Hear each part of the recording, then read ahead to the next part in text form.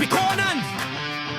Bawal magalit kapag tinamaan.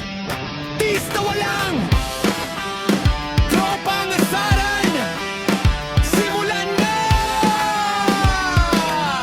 Oh, yeah! Salala lang,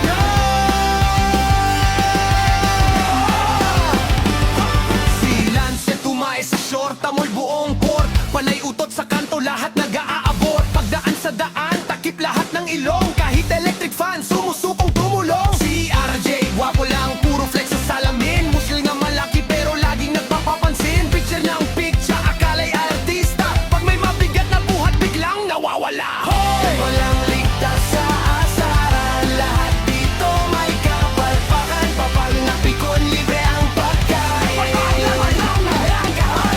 Walang ligtas sa asaran. Lahat may kapalpakan. Kakarit, puro kankaba.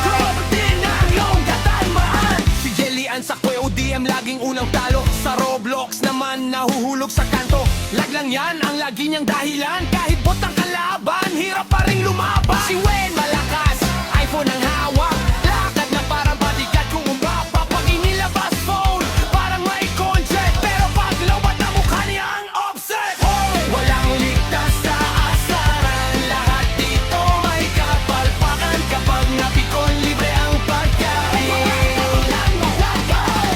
Walang ligtas sa asaran. Lahat may kapalpakan. Kahit puro kankaba.